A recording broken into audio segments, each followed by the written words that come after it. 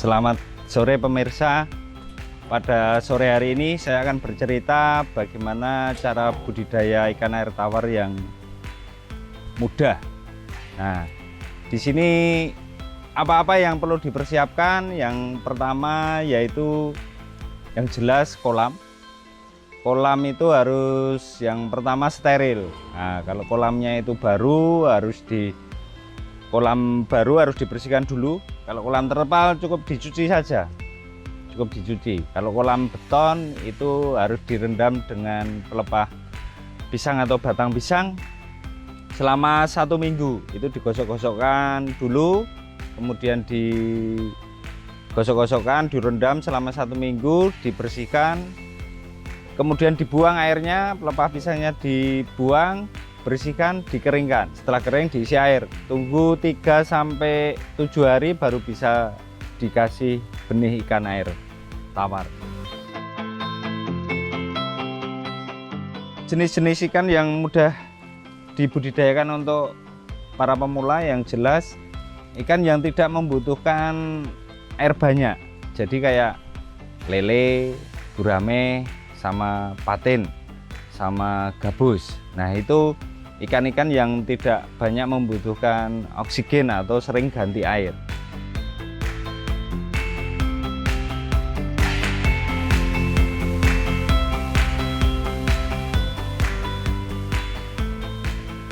Untuk jenis kolam itu banyak sekali.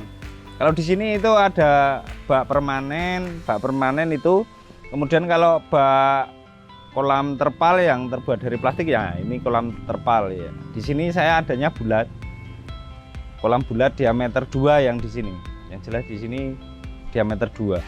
Kemudian bak beton. Nah, di sini saya juga ada bak beton, itu bak permanen. Kemudian ada kolam yang semi permanen. Sampingnya itu kolam yang dibetonisasi tapi bawahnya tanah. Ada yang murni kolam tanah. Nah, kita harus melihat satu keadaan sumber daya alamnya. Kalau kita itu sumber daya alamnya airnya melimpah, ya cukup dengan kolam tanah atau semi permanen. Tapi kalau airnya terbatas, ya yang paling enak ya pakai kolam terpal seperti ini sama kolam beton.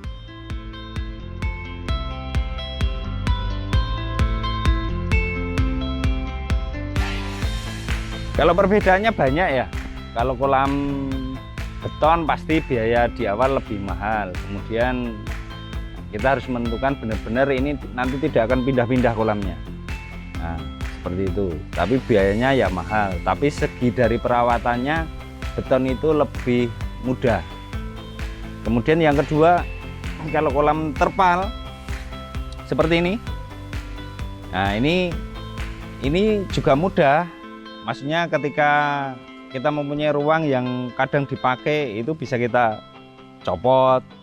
Nah, seperti itu. Kemudian pembersihannya cukup dibersihkan pakai ini, sikat untuk nyuci itu. Nah, itu.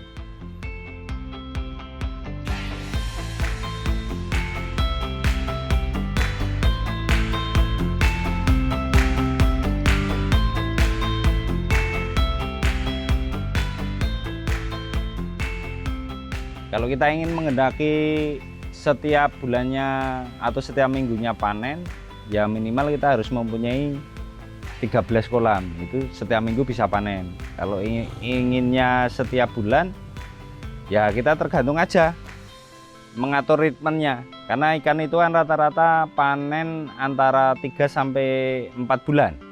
Sampai 4 bulan. 3-4 bulan. Jadi nanti kita mengatur jedanya. Umpamanya bulan pertama kita masukkan, bulan kedua masukkan, bulan ketiga masukkan. Nah, nanti akan muter terus. Tapi kalau jumlahnya kita menghendaki tiap minggu panen, ya itu tadi. Selama 3 bulan atau 4 bulan itu ada berapa minggu. Nah, setiap minggu nanti kita masukkan. Nah, nanti panen bulan keempat, taruhlah itu bulan di 3,5 bulan. Berarti rata-rata kita harus mempunyai kolam 13-14 kolam. Nah, disitulah nanti perputaran akan jalan. Setiap minggunya kita panen.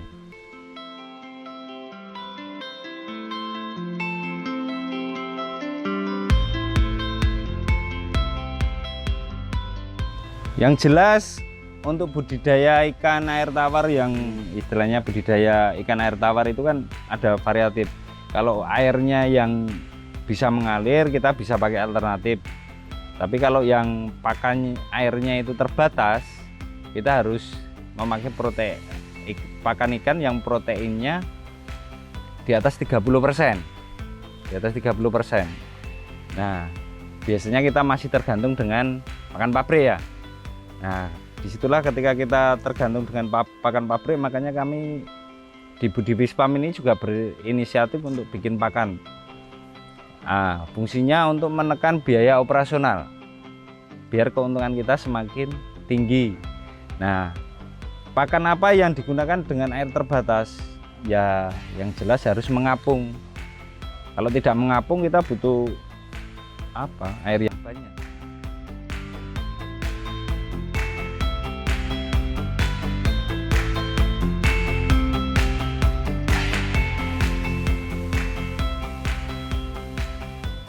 Perawatan ikan air tawar yang di kolam beton umpamanya seperti ini dengan air yang terbatas, ketika airnya sudah bau itu kita kurangi, kemudian kita masukin air baru lagi.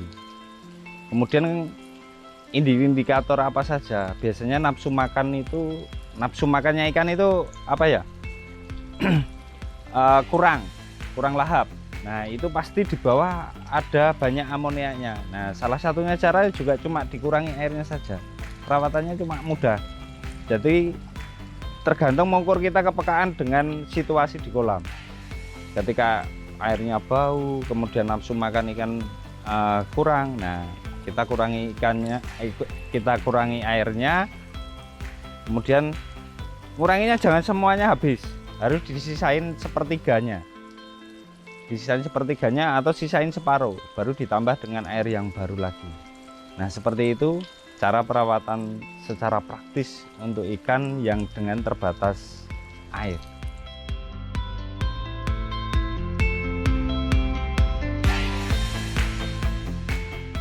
Air yang bagus yang digunakan untuk budidaya ikan ini sebaiknya pakai air sumber atau air sumur dalam, atau ya istilahnya orang Jawa bilang itu belik sumber mata air.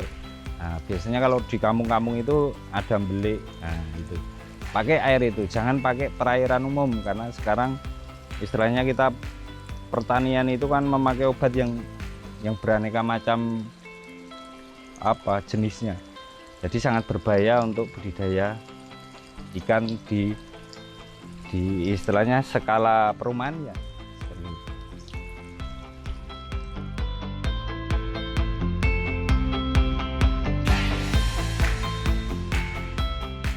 Nila pun lahap. Nah, pakan meten sendiri. Nah,